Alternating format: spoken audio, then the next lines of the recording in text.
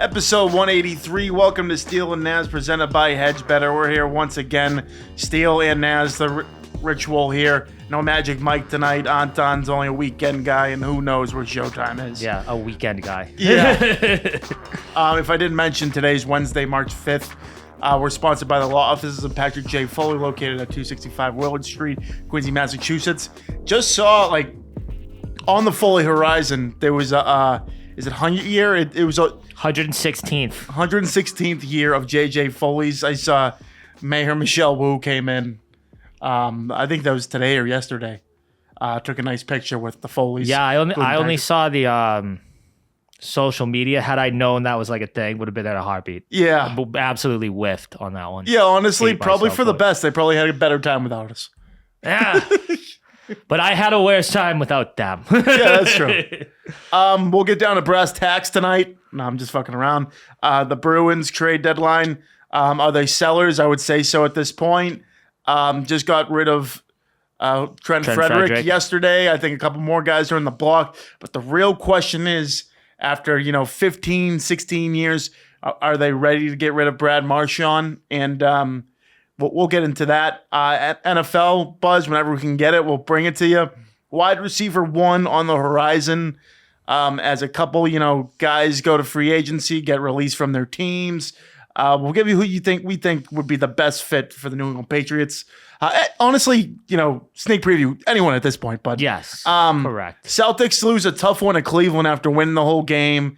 Take down the Joker Sunday, and they're currently they're up 11 against the Trailblazers, who have struggled this year. So the real question is, does that game in particular, did it make you kind of fearful more of, can teams knock them off come postseason play? UFC 313 big one picks. We got Pereira, Ankalaev, right? Mm-hmm. What is that the pronunciation? Yes. I'm pretty bad at UFC pronunciations. I've seen him fight before. He's a fucking dog. It's not that you're bad. Like some of those names are just, they're creative. Yeah. There's a lot going on there. I saw Justin Gaethje's the co-main event against some beast from User Beckerstan. Yeah. I was like, fuck. All right. Baseball minute. Garrett Crochet there. 7 strikeouts today in spring training. I'll give you my takes on, what I've seen so far. And, it's a young spring training. So, fruit for thought here. And then we're going to hop into the 5 questions presented by Patrick J. Foley. I think outside of football season, we're just going to dive this every week. And then I got a little bit update of a couple TV movie recommendations. Good stuff. Good stuff. Before we get started, a little local flavor here. I really want to call it out. I have to call it out. What do we got? Chipotle. Oh God. Great. Not bad. Like establishment there. The one located on Newport Ave. Just get rid of it. I'm all done with it. Done. It's not meant for the clientele. It's honestly not even the people's fault. They should bring back the root, like the Henry's Root Beer stand or something that's not going to do as good. Located 60 Newport Avenue, Quincy, Mass. 02171. I'm talking directly to you. It's just like you're going to be waiting on Newport Ave just to get in. There's people just like in the way. You can't drive all the way through. And then when you go in there, you just get mobbed every day. They have no guacamole. They have no cheese. They don't have shit. The last 2 times I've been there, I've had to stop in that Stop and Shop just to get chips and guacamole. You can't be doing that. No, absolutely not. Absolutely not. I haven't been to that Chipotle in a very long time. I haven't had Chipotle in ages, to be honest. And you live right down the street from there, so that should tell you everything. Yeah. Should tell you everything. If you do, parking-wise, Stop and Shop, across the street. Yeah, no. Just walk right across. That's fair. But everything else is correct, though. Yeah. Place is shit. I haven't been there in a very long time. But even like you look at different locations, like the one in Hingham, even the one in Randolph, where like, I don't know, most fast food joints in Randolph aren't that, well, one in Randolph, top notch. Top notch. I haven't tried the Randolph Chipotle. So even actually the one in Braintree had to go too. Just bring the one on Newport Ave with you, please. And the workers, let them get other jobs at other locations. Yes. Okay. Yeah, the Braintree one was like, because like they tried to make that into a real fucking like restaurant, and it was like this is a mall Chipotle. Yeah, it's a tough go. Yeah, like let's take it easy. Like, the only thing was huge. Yeah, the only thing worth a damn at the mall nowadays is Cheesecake Factory, and I'm not even like big on that. I just like how the menus, there's like a million things to choose from. Are you slandering Saku Japan? No, but I bet we've all been there, done that. Don't you dare. And that's kind of my local flavor rant of the week. Maybe I'll bring out some more, but that was really bugging me all week. I was kind of like tough scenes. We've been recording bi-weekly. I've been sitting on that for like 2 weeks. Oh God, that hurts. No guac. So like, what else? Did they skimp you? No, actually not, because I'm like double. I'm a double guy. Yes, you got to be double. Of course. No, you will get skimped at Chipotle if you don't ask for double. Like, just pay the extra $4, whatever the hell it is, and go on with your life. All right. Breathe. All right. Yeah, breathe. Speaking of shit I need to breathe about, the Boston Bruins dropped another tough one to the Nashville Predators 6-3 last night. Pretty dominant fashion. I mean, they stayed in it kind of to the third period and then just got pieced. Jeremy Swayman didn't look too good. But also, no one really helped him regardless. And the big question surrounding the team right now, they're sitting at currently they are at least 2 points out of the wild card spot, but that sounds a lot better than it actually is, because there's like 5 other teams fighting for that one spot, and every team has at least 2 games in hand on them. Their last 10, they're 3-5-2. Not really what you want to see there. I just feel like they're going to be sellers at the deadline. Every guy on this team, I think, is expendable. Outside, you have to keep Pastrnak, and I think the goalie's on the table, but I don't think it'll happen. No, yeah, I don't think the goalie's on the table. I think, like McAvoy and Pasta won't be touched. McAvoy too, yeah. But everyone else is absolutely up there. Brad, I think that's an offer thing. Like, if some team that's like all in gives a fucking crazy offer for Brad Marchand, they might do it. First round pick. Boom. Yeah. Boom. But that for a 36-year-old. 36 going on 37, and he just got hurt. He's going to be out the next probably 2 to 3 weeks. And he's had hip surgeries and everything. Yeah, it just does not sound, unless you can get it on a flyer. I expect him to be back, personally. No, that's what I think that injury the other day helped the Bruins fans' cases of keeping him, because I think they have a better chance of signing him in the offseason. Like, he's a better chance of leaving within the next couple of days than he does in the offseason, in my opinion. Yeah, no, I completely agree. Because he's going to do a team-friendly deal. He's sitting at 37 years old. He has already said he wants to retire with the team, so he clearly doesn't care about, like, he obviously wants to win, but if this team's not set up to win right now, we'll see what happens. But you'll have to, like, pry him out of the fucking Bruins jersey. Yeah. You know what I mean? Like, he's not going to leave. No, exactly, and I think he, deserves to finish in the uniform and everything like that. But yeah, if a team throws a first round pick at you for what's the month for 2 months of the season, do it. I think your future. He's not going to do anything for the rest of the season. So I don't think anyone's going to give him first round pick. You could pull a Yankees with Chapman. Get him back. Sign him right back in the offseason. Who's that? Was that the Cubbies? Yeah, Gleyber Torres also gone. And they won. Oh, and Gleyber Torres. No, the Cubs did win. It did work for the Cubs. But the Cubs had Gleyber Torres, so that was a yard sale. Yeah. So they ended up winning that deal. Yeah. Yep. But Cubs won. So back to the no, hockey. Exactly. Yeah. Carry on. Yeah, carry on is right. So they have a tough schedule coming up. They have the Hurricanes. I think they have the Lightning, and then they hit West Coast in the Florida, and then you have. Well, Buffalo hasn't been good, but yeah, you're right. Vegas, San Jose, LA, Anaheim. Yeah, so they hit the West. So by then that's probably going to tell where your season's going to be at, if you're still going to be in the hunt or you're out of it. So. Yeah, they definitely need a bit of a reset. And like you said, everyone in the trading block, I think Geeky has never looked better. So yeah, trade him. You're gonna get a lot more for Geeky right this moment than you would have last offseason. Him and Pavel Zacha, easy trade bid. I personally hate Zacha. I think he's the worst player probably on the team, maybe in the fucking sport. You've really been missing that fucking goal fucking bet. Well, I've been to a game in a couple months, so it's not really running through my veins right now. He was your favorite at one point. But Morgan Geeky and Pavel Zacha easily could be on the trading block.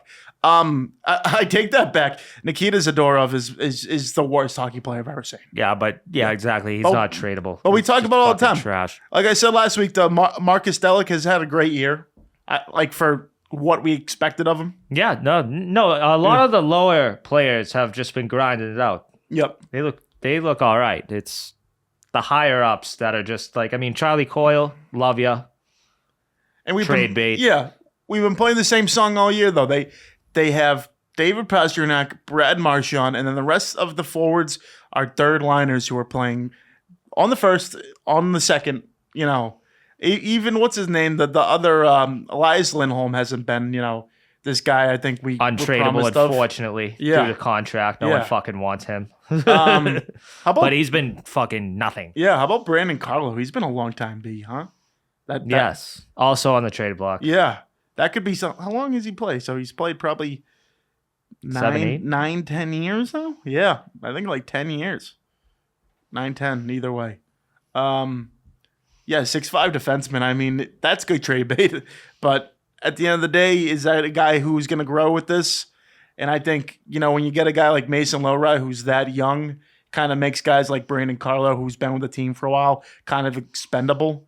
And then you have Hampus Lindholm and McAvoy eventually come back off injuries, talking about maybe next season probably at this point. Fucking Lindholm cares. Yeah. For a box of rocks, buddy. He was so great when he first came over, but it's just been so bad the past year and a half. Pastrnak, you know, I think he was on a 17, 18-point streak. Pasta is still very good. 32 goals at this point in the season is pretty low for him, which is kind of nuts to say. But he should get to 40. You know, that should be a good year. You know, that's 40 and 60. get over 100 points. I mean, that's... When the teams are just gunning for you now because everyone else sucks, like 40 is more impressive. Well, yeah, that Minnesota loss the other night when they lost 1-0, I was like, okay, did Pastrnak just not play? Like, yeah, you know what I mean? exactly. Like, because who else is going to score? That's been the whole thing all season of it's not about secondary scoring. It's just about actual scoring. You know what I mean? Like your secondary scorers are now your primary scorers outside of Pastrnak and when Marchand's in the lineup. And as you say, the team definitely needs to be better in front of them. But end of the year, if they are going to do anything, and going into next year, I mean, Swayman's going to be a lot better. Yeah. Just has to be. It can't be. Yeah, obviously a season like this can't go on him. And Catch-22 here, what's his name there, has played pretty damn well. Korpisalo? Korpisalo? Yeah. He's been playing pretty well. No, has not been terrible. So he's sitting, let's see, he's 10-6 with a 2.81 goals against average. Like, pretty good for a backup. I mean, this isn't like Swayman, Ullmark, where they're splitting games basically 50-50. Like, when you get the net once every 3-4 games, that's tough to come out with victories, especially with a struggling team. And none of them have a Vezina since we traded away the Vezina winner. Yeah, tough go. Which a lot of you people wanted. Yeah. They had Tuukka on the broadcast last night, and I think he was like upscaling his podcast or whatever he does. Like everyone has a podcast now. Future Hall of Famer Tuukka Rask. Oh, yeah. Best Bruins goalie in history. Any hater can go fuck themselves. I'll defend that guy to the end of the day. Good. Yeah, 40 should be up there in the rafters, but he just keeps talking about, Krejci, Bergeron, and, the core's basically gone. I mean, Marchand's really the only one left, right? Yeah. I mean, Pasternak's kind of part of the new. Close, yeah. Part of the new. I mean, Pasternak's going to be... Nah, that's a hell of a call. If I say Pasternak's going to... Obviously, the best goal scorer probably out of them. Oh, talk about that. That's not best close. player. I mean, Patrice Bergeron. I don't know how he's not close. Yeah, I don't know how you're gonna beat that. We'll see. But best shit talker, Brad Marchand, not close. Like they played their roles. They did. They just came up pretty empty outside of 2011, and it's just tough to swallow. But you know what? Thanks for the memories. Depressing, huh? I'm not gonna be depressed about Patrice Bergeron a day in my life. I love that man. Oh man. Wish he was still playing. We'd be better. Yeah, that video with his kids and McDavid was pretty good after the Canada one. I know. How ridiculous. We traded Trent Frederick and didn't get McDavid or Draisaitl. Yeah, tough guy. Absolutely ridiculous move by the Oilers. Brutal. Only one would have been fine. Yeah. We did. When I was watching Bruins Penguins on Saturday. Shout out to a couple guys. Vinny Descharnay, friend of the pod, Ryan Shea. They were line mates. Really? On the Pittsburgh Penguins. Steele Nazz effect. Steele Nazz effect. And they look different. At least Vinny shaved his head. He looks like a fucking demon out there. Shout out Vinny. We'll get him back on off season. We have a line of Pittsburgh Penguins Yeah. on the pod. God damn it. Yeah. The guy from Boston owns the team. Yeah. Dark days. We'll get into the NFL right now as free agent frenzy is supposed to start, I believe, next week. But I think it's a week from today. There's a lot of buzz out there in terms of, free agents as Lockett just got cut by the Seahawks. Yep. T. Higgins just franchise tagged on the Bengals. Chris Godwin is out of Tampa. DK Metcalf today just announced his trade request from the Seattle Seahawks. And then there's plenty of other people. You can get this star or whatever, but DK Metcalf has been I've been trying to have him be a Patriot since day one. I love it. There's absolutely nothing we can offer for DK Metcalf. No. That was a trade. Free agency, we have a lot of cap space. A trade for DK Metcalf, like we don't have a fucking thing. Yeah. And I'm looking at a report here that it's going to at least cost a team a third-round pick. So that's not that bad. Really? Yeah. Then we do stand a chance at that. No, the vibes are high then. The NFL's fucked because they value these round picks way too much. Yeah. I thought much. It would be a lot more than that, and they'd want players and shit. They just want draft picks. We could do that. Like Joe Tooney just got traded to the Bears. I think he was a fourth or fifth round pick. You're talking about an all-pro, guard that's going to help your offensive line. Yeah, what's he, like a 4 or 5-time Super Bowl winner? Yeah. It's something crazy like that now. I would fucking getting it done. Yeah, I mean? At what point are you like a first is not on the table? Like, I don't know. Yeah. Like, maybe first is crazy. Maybe I'm getting a little nuts there. But second, third round pick, I would be like, yeah, fucking yeah, take but it. he came out in a heartbeat. I didn't know it would be like that. That's fucking in a second. We have a quarterback now. See, when everyone wanted the receiver when we didn't have a quarterback, that was when it didn't make sense to me. Now we have the quarterback. Now we can go get a fucking sick receiver. At the same time, and they said the priority right now, the report has been the Patriots is just eyeing a wide receiver one. I heard there's been reports of Brandon Ayuk potentially being back on the scene where the Patriots are. I'm hearing, maybe a pick or two, something like that. And then you hear about this Joe Milton trade stuff. And, I don't know how that anyone's going to really take that series out of basically a game in Rochester that the other team was trying to lose on purpose. Has some good practice videos, though. Yeah. Has some good practice. Oh, no, he throws heat. He clearly, has the arsenal. It's just no experience playing, and they're talking I even see some hypotheticals of give him to the Titans for the fourth pick and him and the fourth pick for the first pick. I'm like, they take that, dude. That's the wildest thing I've probably ever heard in my life. Yeah. And with Ayuk, I feel like that's hidden that's the Patriot equivalent of Jimmy Butler to the Celtics. Yeah. It's the fucking reporters just run out of shit to say, and then they're just well, we might get Brandon Ayuk. It's the new DeAndre Hopkins. Yeah. Yeah. It's Larry Fitz back in the day, too. I thought we got DeAndre Hopkins 7 times, and we didn't. Yeah, exactly. It's every fucking year. It's Brandon Ayuk. T. Higgins is on that list, too. Yeah. I have the UFAs for receivers, so not trading block. This is, Devontae Adams released. I heard he wants to go back out West Coast. I think there's 0% chance he's a Patriot. So next. Especially because, he's a guy, if he doesn't want to be there, he's going to act like he doesn't want to be there. Yeah. He's not going to, Stephon Diggs, I would take in a heartbeat, but one of the biggest losers in the NFL, probably going to go to Kansas City and win. Yeah. Because, he's lost to them so many times on different ends. I think he's just going to join them at this point. And his, post-game conference when they beat the Bills to the AFC Championship will be amazing. Yeah. Sorry, Bills fans. Yeah, no, it hurts. It hurts for them. And then you go down the list. Keenan Allen's getting a little old, don't really care. Amari Cooper would be, any of these guys would be an upgrade of what we have now. Brandon Cooks, he's played for every team now. Chris Godwin is still like 29 years old, still has the buzz coming off an injury. I don't think he would get as much money as he would if he played the full season last year.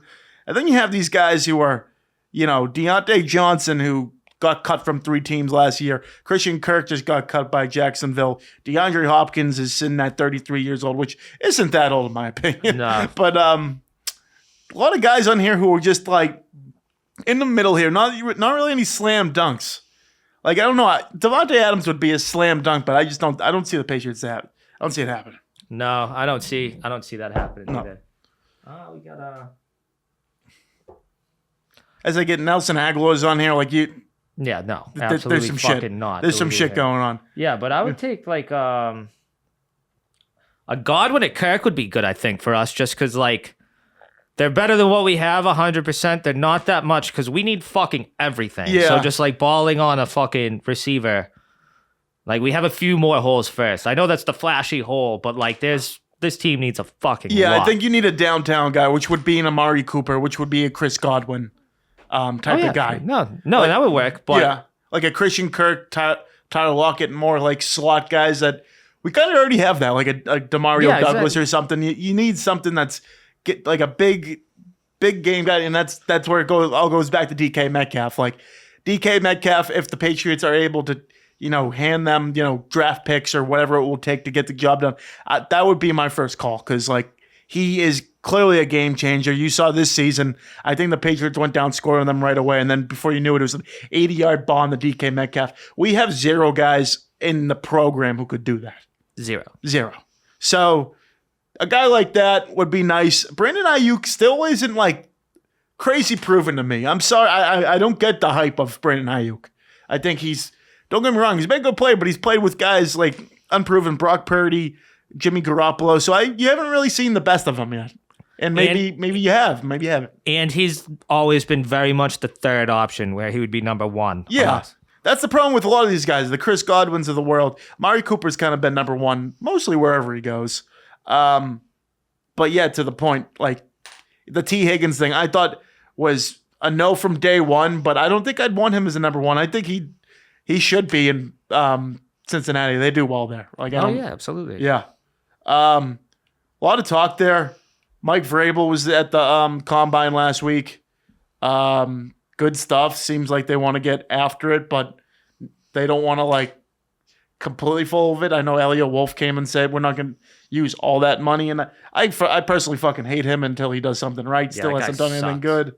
But yeah, no, we're in grind mode. We'll see what happens. Yeah. Easy home schedule this year. Like I said, I'm rocking that until otherwise. All right. The chances aren't that good still. Yeah, no. But gotta believe it's early. We'll see what happens in the draft. With the Bruins maybe not heading in the postseason this year, it's got to be the first time in a long time only one team in Boston is in the playoffs. And ironically, they happen to win the championship. We're going on to them right now. The Boston Celtics, they're up right now by 20 points against the Portland Trail Blazers. Derek White has 29 points going off. Jason Tatum's got the night off. Seems like they're thriving. They're trying to get healthy at the right time. Drew Holiday and Kristaps Porzingis been out. They were up by about 25 points on Cleveland last Friday, and they blew the lead in the fourth quarter. It just seems like they play all or nothing ball, but they need to play better in crunch time. I was about to say, this is where it gets scary. They're about to be up 20. Yeah. This is where it gets fucking ugly. Yep. No, and it is crazy because it's how it seems like Cleveland, terrible collapse. Got to be better. I know Cleveland is literally the number 1 team, but like that was a god-awful collapse. Absolutely puked on themselves. And then the Denver game, they went up by 20, exactly 20. Turnovers on the next 4 possessions. Yeah, that can't happen. Like in a row. Like they go up by 20 and then just crumble. The thing with the Cleveland game that scared me is Al Horford's getting old. If you don't have Kristaps out there, Jared Allen, Evan Mobley, they were out rebounding the shit out of them. And then all of a sudden, I didn't understand that. Is it JB Bickerstaff that that might have been their old coach. Either way, Great name drop. Yeah, they brought in a smaller unit, and like I was just like, why move away from the thing you were dominating on was offensive boards and all the rebounding without Kristaps in the game. Like he wasn't playing. Not even playing. Yeah.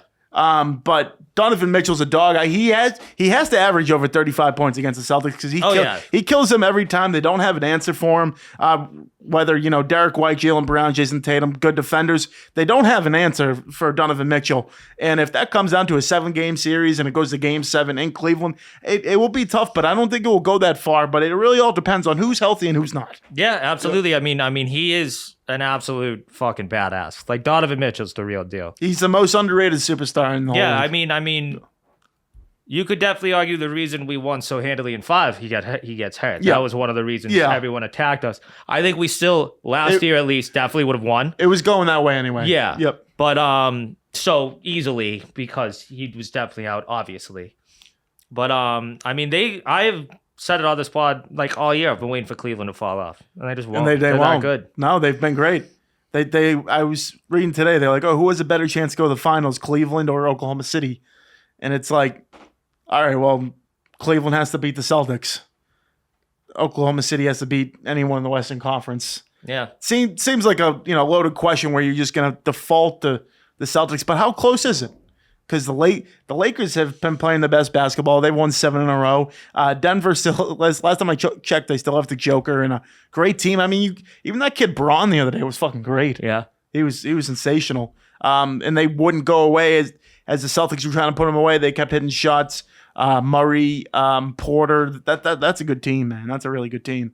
And then even Golden State has come on. I think they've won 8 of their last 10 games with Jimmy Butler. So those are 4 teams I think can really, push to get to that spot in the NBA Finals. On the Eastern Conference side, I don't really see anyone, pushing those top 2 teams. I really don't see it. In the way it's... I mean, like 50 and 20 series from Giannis beats both of them, but like he has to do that. Yeah. And I could, like the way it's set up right now, if the second round happened and the top 4 seeds advanced to the second round, I could see Milwaukee giving Cleveland a run. But I don't see the Knicks. I think that's like a 5-game series with the Celtics. Yeah, no. They haven't shown me any resilience, anything that they've really pushed themselves. Oh, we have Cat now. That's just not a team that I think is a title contender. That's bottom line. So good stuff from the Celtics. It still seems like they're like running in circles, or jogging in circles, I should say, until this playoff starts, which I think they have. Or are they sitting at 40? If they win tonight, they'll be 44-18. That math is like 20 more games. Call it so. Love that math. Yeah, 20 more games, probably. Before we get to UFC, I'm gonna hop into the 5 questions presented by the law offices of Patrick J. Foley. Last week we got a little bit off the rails, but I'll just go straight to the topic right now. What popular fast food joint / like sub shop could you go without for the rest of your life that you've already had? That I could go without that I've already had. That's a good question. Some of them suck so much. I'm going to say I've only had it once. So I'm never again. Moe's fucking, like the Chipotle, like Moe's Southwest Grill. Fucking see ya. Welcome to Moe's. Yeah. Get it off the planet. Were you there? Was it in New Hampshire when you had it? Yeah. Or when the guy held the door for us and he was screaming? Yeah, screaming welcome to Moe's. And each person who's walking in. Every single one. Yeah. And then it was a terrible burrito. That place god awful. Yeah. I never actually officially had it, but when I was, I think, a college, like super senior, I got a delivery job for 3 months at Jimmy John's. And they like offered me free sandwiches. I wouldn't do it, dude. They didn't have a damn toaster. And then the guy actually... I will get, I'll leave it private, but he was just like, yeah, I could have like put my money into like any fast food joint here. I chose Jimmy John's. Like you chose Jimmy John's. That's a tough scene. Tips were shit. Jimmy John's is up there. It's like really bad. It's very high up on the list. I like, I actually might switch my pick to Jimmy John's. I'm not gonna lie to you. Oh, wow. So you're taking mine? No. Yeah, I can't do. Yeah, because they both suck. The Jersey Mike's isn't bad. That's like an actual sub shop. It is pretty good. Question number 2 is just pretty blunt. Would you rather in life no arms or no legs? Like that's I can play video games with hands. I think I go hands. Really? I'd like to move around.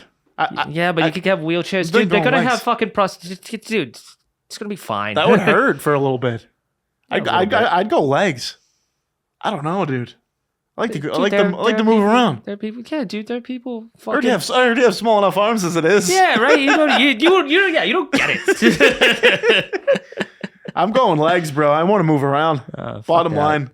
I want to ride around. You walk like a fucking pilgrim. No, I'll be. I'm gonna be like levitating, dude. Grow up. If I had no arms and all legs, I'd be like the best marathon runner ever. That's all I would focus on. Okay. That's a lot of talk, though. That's a ton of talk. Place you could teleport from. Question number 3. Place you could teleport from back and forth. So have you ever seen the motion picture Jumper? Have you seen that? Just like what one place would you be like going back and forth? Honky Tonk Central. I knew you were going to nail that. I knew that was it. I even with like no hesitation. Yeah, I mean, the easy answer would just be like a bank vault where it could just steal shit the whole time. But if I was gonna, I don't know, dude. Down in Miami on the beaches seems like a pretty easy option. What else what else is there? Maybe Hattie. I can't go to Nashville. You went to Nashville. Yeah, get out of my fucking jumper loop. Well, that's dude. like Get the fuck out of here. When I was thinking of this question, I'm like, wow, I need to visit more places because there's like 5 places that I can choose from, and that's probably all I've ever traveled to. And it's outside of the region. Certainly isn't Cleveland. No, that's the last place. That beat down would not use motel. That power. Yeah, would not use that that's power tough. to go there. That's tough. We might have mentioned this on the pod before, but I thought I'd throw it in there again. Best fan sports moment of your life. Sean Thornton, fucking penalty shot. Oh, when he does the backhand? Yeah, was there. Oh, wow. Probably the loudest I've ever heard the Garden fucking rocking. Oh, wow. I'm going to stay on the Bruins here, and I'm going to have to go 2011 parade. I think it was easily the best parade I've ever been to. Oh, I thought you meant like games attended. The 2011 parade is fucking. Because it was a summer parade. Bruins never win. What was 2011? So we're talking about being like 17, 18 years old. I remember pre-gaming at the crib, 7 a.m., hitting the red line, watching people throw up. And then people didn't survive that day. And then I think it was like Flag Day that night. That was a lot going on. It was a war. Yeah, people getting caught pissing. It was tough. Yeah, happens to the best of them. And then like number 5, the all-time, food question. Back on the food here.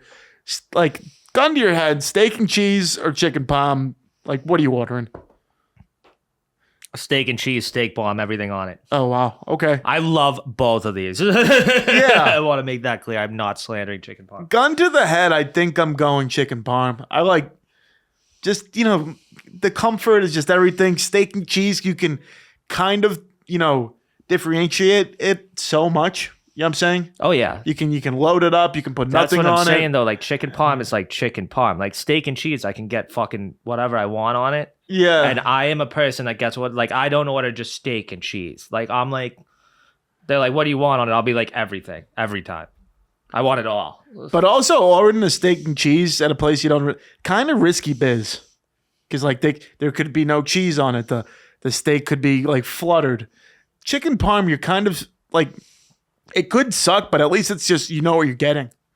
It's kind of just like chicken and like mozzarella, like cheese. And if you don't go crazy and order stuff like what I was just saying, you should know what you're getting anywhere. Yeah. Like it's steak and cheese and like it's chicken, Parmesan, and sauce. I don't know. I've gotten steak and cheese before where they just like that little shredded steak. Oh yeah, no, I've gotten bad of each. I've gotten bad of each. Yep.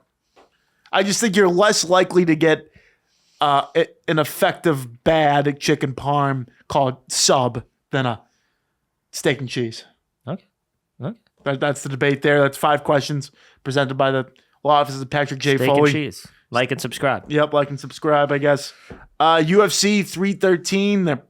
Got our picks between Alex Pereira, who's been an absolute dog from Brazil, against Magomed Ankalaev. You nailed it earlier. Oh, damn. So we got Russia versus Brazil here. I'll never go against Alex Pereira. My analysis is probably not good enough. I just love watching the fights at midnight, 1 o'clock. Couple beers, get it going. ESPN Plus, order it on. Not the best card I've ever seen, but not the worst. Great. I mean, great. You have a great main event. Yeah, well, that's a great one. That'll be a good one. I mean, he's on a 2-fight win streak. He almost won the title when Jan had the title for that division. That was like a very close fight. They called a draw. He was very pissed about it. But as you just said, Alex Pereira has hit the air of like, not like all time, but like where he is right this second of like Usman back in the day. Fucking like Jones or Khabib or something. Like, I'm just not putting my money against that guy. No. There's just no fucking way. It's basically that even I can odds. say Alex Pereira is going to lose. I mean, you have because that guy's fucking huge. If that guy hits you, like, you're going to be hurt. You have a guy that wrestles bears and then another guy who, like, would literally eat someone's heart. Yeah. So, like, pick your poison there, man. That's tough. But I also cannot wait for the co-main event. I would say, because they fought and it was an absolute stand-up banger. And that's what I love in the UFC. And I hope they run it right back just like that. Oh, is this a rematch? Yeah. Oh, really? Who won the first one? Majority decision. 2 had 29-28 Gaethje, and 1 judge had it as a draw. So they just fucking scrapped. So Gaethje won? Yes. Okay. Because this guy Fiziev, is that? Fiziev, yeah. Fiziev from like Uzbekistan, something one of those. And like watch some highlights because like he gets like Fiziev gets a cut under his eye. Like if you just look at like what they look like after, like you don't know what happened. Yeah. You would have thought he got absolutely annihilated. Well, he's the clear favorite here. He's like minus 160. No, they're both badasses, and you got Gaethje, and Gaethje's one of my all-time favorites. I fucking love that guy. Not dog, but this is his first fight back from getting absolutely fucking annihilated by Max Holloway. So like, this is the first fight since that. Yeah, this is his first time back in an octagon since getting like all time slapped. and to his defense, it wasn't. No, they were just standing like that. But like he did get slapped, but slapped. It wasn't. I mean, unconsciously down. That was one of the greatest fights I've ever seen. I mean, Max Holloway's a bad man. Clearly, Gaethje has like in terms of like the people he's fought down the list, he's fought the best of the best. Oh yeah, I mean, let's view his fight history. So I mean, he fought Dustin Poirier, fought Holloway. I think that's all it's going to show me here. Maybe load more. Charles Oliveira, Michael Chandler, Khabib. You know what I mean? Like, oh yeah, no, he's Ferguson, Cerrone. All these guys are, even Leo Barboza here. Fucking outside of like something that might have happened very early in his career, like none of the losses on that man's record are anything to be ashamed of. No, the only ones he's lost to is Oliveira, which he probably choked him out submission, and then Khabib, who is one of the best to ever do it. So that's it's gonna be interesting. Oh, it should be a good one. Love a scrap like 26-5. I mean, that's a pretty damn good record. Nickname the highlight. That's one that I didn't know. That's all I have for UFC 313. That's Saturday night, right? ESPN Plus. Yes. A little bit spring training. Garrett Crochet came out today like a man possessed. 3 innings, 7 Ks, reached over 101. This team's going places this year. If you don't know, Walker Buehler pitched pretty well yesterday. They have a up and down great rotation. 1 through 9 is looking there. The young kids are pushing everyone. Their best player, Rafi Devers, isn't ready because he's fucking snacking. He's too afraid of being a $30 million DH, which is honestly the American dream. Yeah. And I'm honestly about to tell him to go fuck himself, but we're not there yet. We're not there. Yeah, no, this great starting rotation. How many of them have over 4 innings pitched? Wait, what do you mean? Just tell me. No, this great starting rotation. 4 innings pitched? Yeah. Like this. It's the beginning, spring trading. Oh, no. I'm just saying that it's great starting rotation. It's destined to be. Garrett Crochet, Walker Buehler, Tanner Houck, who had a career year last year, and then Bayo when he gets healthy. And then you have Lucas Giolito, who you don't know what you're going to get because he's coming off an injury. Would love to see the 5 there get going. And honestly, want to give a big shout out here. Didn't even know he was in the organization until the other day where he started a game for the Red Sox. Big shout out, Middleborough's own Sean Newcomb came out. I think he's thrown 4 innings this year, allowed really? one run, couple Ks. Yeah. So when I was a junior in high school, he was a senior. I remember, I think I got on base. I was the winning run, and there was no outs, and they brought him in to close, and he struck out 3 straight Quincy Presidents out on 3 pitches each. Wow. Immaculate. Yeah. Joe in Milwaukee, one of his old roommates, is like best friends with that guy. Oh, really? Yeah. Shout out Kingsley. Shout out Radcliffe. He's our age at 31. Has been up and down, minor league, major league. I think he'll start the season in Worcester, but he throws good. He's good at fastball, good live stuff. Would love to see him. Because when he was on the Braves, he had like a great start, but then like an injury happened or something, and he just like never got it back. Or something like that. I mean, he's first round pick. Yeah, exactly. I forget what happened, but it was like he like went down and just like. He didn't get back. Like it was like Fried, Soroka, and like they just fucking took over. Well, yeah, he was a starter. He kept getting shelled, and then they brought him in the bullpen, and then he just couldn't throw strikes or something like that. And I mean, it's a tough world out there, dude. There's so many baseball players. That has to be like, unless you're like even if you're like a bona fide number 1 pick, dude, nothing is guaranteed in baseball. That's like the craziest thing to me. Especially if you're a reliever these days, because even if you throw like 100, like so does like everyone 90 else. Billion every you know what I mean? Especially the like relievers who are most like starters who throw like mid 90s could probably, if it was 1 inning, could touch 100 miles an hour. They just choose not because it's like it's like a marathon, not a sprint.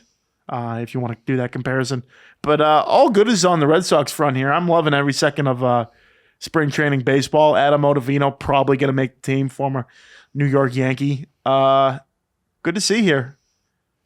Would love to see Marcelo Meyer get some time this year. Christian Campbell just got his first hit the other day. Tough go. Middle infield looking good with Trevor Story and Alex Bregman. We'll see. It's 2 terrible people. 2 pretty good players. No, it's awful. How about the Yankees? Any insight on that, or we just don't really care? I got Paul Goldschmidt hitting home run for the Yankees, so I'm jacked up. That's big. I'm jacked up. Well, he's got to be hot. He's got to be like 37. No, he's up there. Like he's not winning the MVP. He ain't that Paul Goldschmidt. Plays good defense. Maybe like 20 jacks with that right field wall. I know he's a big he's still there. Oppo Taco guy. Still have Stanton. Probably on steroids, but dope. No, he's hurt. Yeah, he's hurt. Might be better off for the team, yeah. Yeah, that's all I have on that front, too. Garrett Cole looks good, though. Garrett Cole looks good. Gun to your head. Travis Hunter doesn't get picked in the first 3 picks in the NFL draft. You taking him? Yes. Yeah, I think you're taking him. You got to take him. He's a player. Yeah, probably will not be there, though. Like, I'm not like... Yeah, and I just don't understand these, like... The NFL is so different. Like, he can easily play receiver in DB strictly because they can just throw him in different packages. Be like, all right, you're not playing like first, second down. You're coming in on third down. Okay, I think he's only 6'1", so he might not be the best, goal line guy. I was thinking that maybe could be like in that goal line package. But be interesting to see. Couple shows I've seen on the horizon. I have to keep bringing up Severance because it's probably like top... It's only in the 2nd season, and it's probably the top 5 shows I've ever seen in my entire life. Just the whole thought process and everything. You probably, if you've heard me, you know what it is by now. At work, they have, a different life than when they're at home, and they have a chip in their brain, so they don't remember everything when they come home. And there's just a lot of different dynamics to it. Adam McKay stars. Ben Stiller is the director. It's Apple TV, dude. I'm telling you, if you haven't seen it yet, you have to go watch it. Must watch. It's a must watch. And then I have not caught it yet. Actually, I just finished it the other day. New Netflix show, Running Point with Kate Hudson. Basically, like... That's just not what I was going to say. Like, carry on. I thought you were going to say. Justin Theroux, the guy from... Leftovers. Stud. They're basically like the genie buses of this Los Angeles basketball team. They call them the Waves. It's definitely meant to be the Lakers, but like I don't know, this shit. Macaulay Culkin was in the last episode. It was nuts. Culkins are taking over, man. Yeah. Younger ones winning awards and shit. He dates Brenda Song. Brenda Song like is one of the stars in the show. And speaking of TV shows with basketball, you see the Celtics show yet? Oh yeah, that was. I'm only halfway through, but I get it. I sometimes fall asleep when they talk about like basketball in the 50s, but that was a good watch. Yeah. Yeah, I mean like the whole Bob Cousy effect and. Some of those Cousy highlights were electric. Like, I could only imagine what they were like in the 1950s. Like, that must have crumbled people's brains. Dude. When he went, like, behind the back and did a pass. Dude, the whole shot of, like, I think Sam Jones was their guy. He would dribble till, like basically a fast break, but then he would just pull up with everyone in front of him, like, probably 5-10 feet away from the basket, and just drill it. And that was, like, the point of emphasis in basketball back then. Like, that is nuts. Yeah. And then, like, Bill Russell was this type of player that he could play in the NBA today. Yeah, I mean, he was so dominant.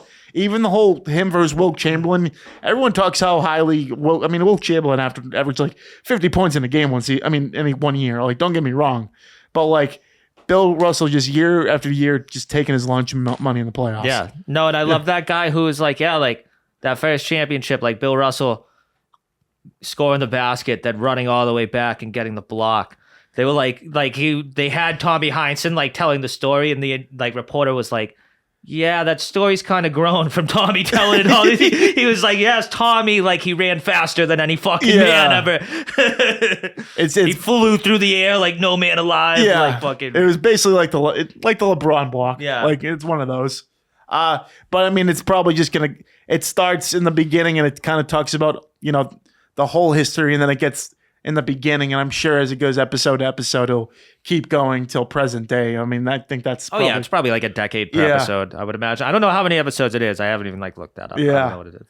But it was pretty good. That running point is, I'll tell you after the show because I don't want to ruin for the listeners, but there's a fucking hilarious part that we would love. I have to say it.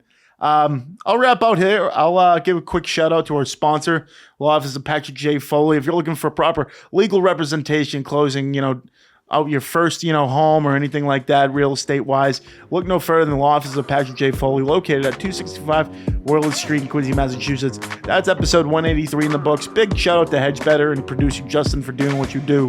Anything else, Steele? That's it. Hey, Rags. That's it. Hey, Rags. Go Celtics. Go Bruins.